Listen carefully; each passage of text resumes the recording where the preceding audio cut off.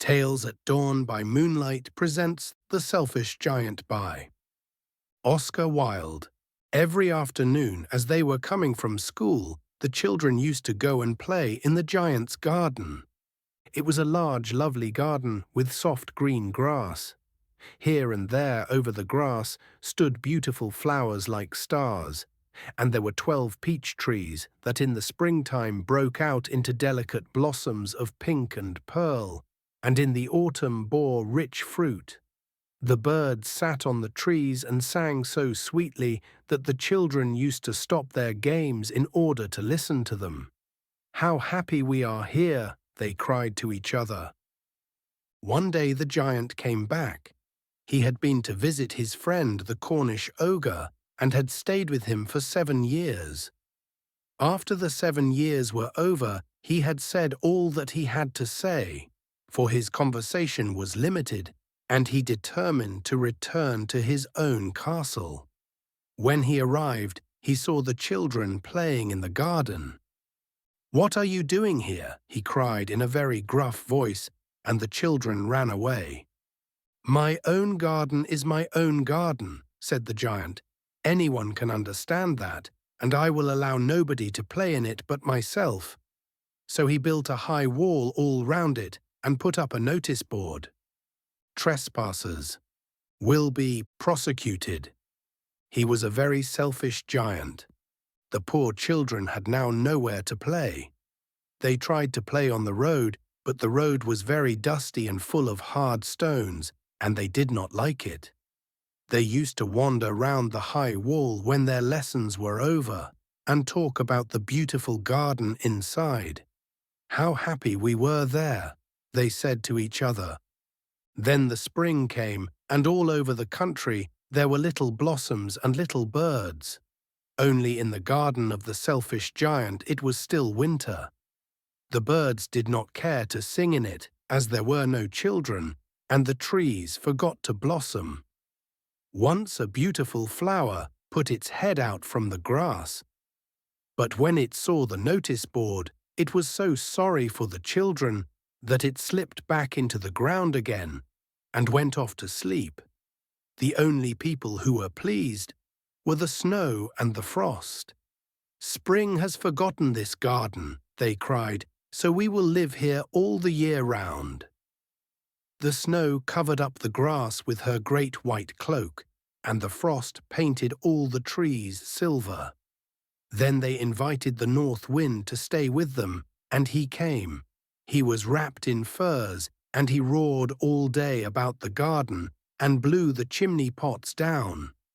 "This is a delightful spot," he said. "We must ask the hail on a visit." So the hail came.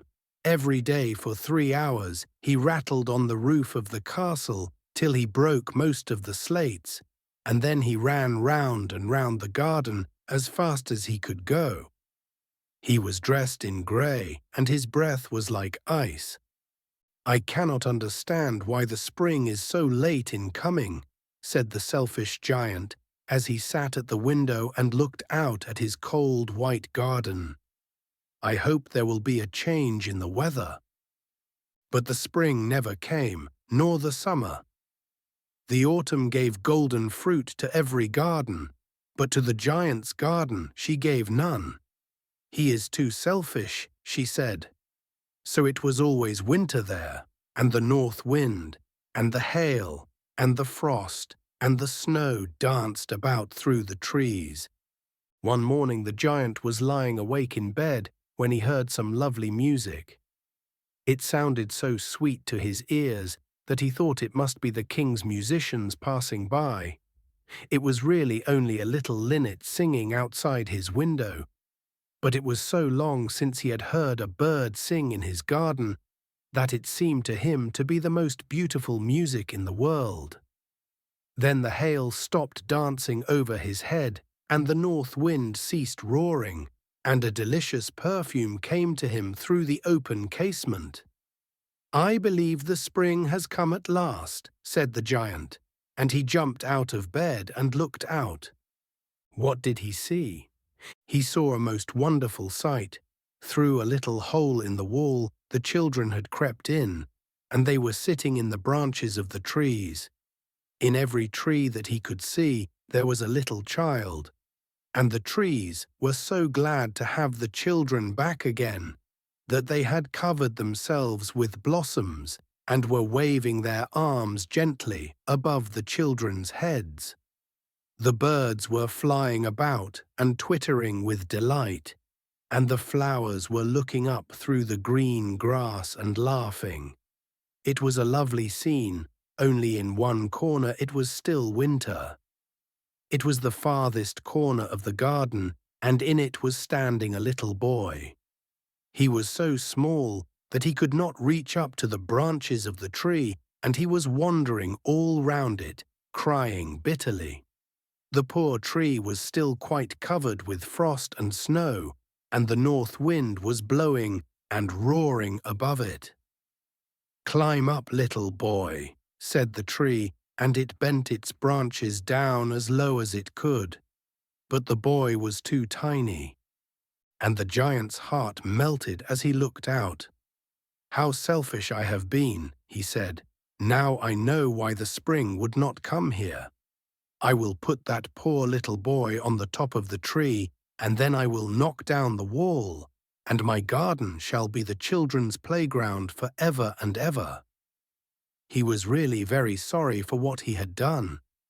So he crept downstairs and opened the front door quite softly and went out into the garden. But when the children saw him, they were so frightened that they all ran away, and the garden became winter again. Only the little boy did not run, for his eyes were so full of tears that he did not see the giant coming. And the giant stole up behind him and took him gently in his hand and put him up into the tree. And the tree broke at once into blossom, and the birds came and sang on it, and the little boy stretched out his 2 arms and flung them round the giant's neck and kissed him. And the other children, when they saw that the giant was not wicked any longer, came running back, and with them came the spring. "It is your garden now, little children," said the giant, and he took a great axe and knocked down the wall. And when the people were going to market at 12 o'clock, they found the giant playing with the children in the most beautiful garden they had ever seen. All day long they played, and in the evening they came to the giant to bid him goodbye. "But where is your little companion?" he said, "the boy I put into the tree." The giant loved him the best because he had kissed him. "We don't know," answered the children. "He has gone away." "You must tell him to be sure and come here tomorrow," said the giant. But the children said that they did not know where he lived and had never seen him before, and the giant felt very sad. Every afternoon, when school was over, the children came and played with the giant. But the little boy whom the giant loved was never seen again.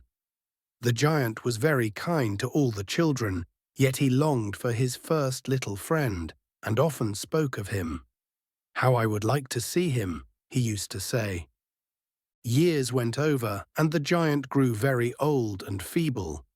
He could not play about any more, so he sat in a huge armchair and watched the children at their games and admired his garden. "I have many beautiful flowers," he said, "but the children are the most beautiful flowers of all." One winter morning, he looked out of his window as he was dressing. He did not hate the winter now, for he knew that it was merely the spring asleep and that the flowers were resting. Suddenly he rubbed his eyes in wonder and looked and looked. It certainly was a marvelous sight. In the farthest corner of the garden was a tree quite covered with lovely white blossoms. Its branches were all golden, and silver fruit hung down from them, and underneath it stood the little boy he had loved. Downstairs ran the giant in great joy, and out into the garden. He hastened across the grass and came near to the child. And when he came quite close, His face grew red with anger, and he said, "Who hath dared to wound thee?"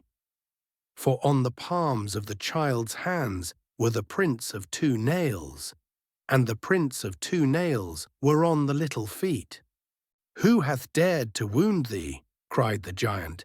"Tell me, that I may take my big sword and slay him." "Nay," answered the child, "but these are the wounds of love." "Who art thou?" said the giant, and a strange awe fell on him, and he knelt before the little child. And the child smiled on the giant and said to him, "You let me play once in your garden. Today you shall come with me to my garden, which is paradise." And when the children ran in that afternoon, they found the giant lying dead under the tree, all covered with white blossoms.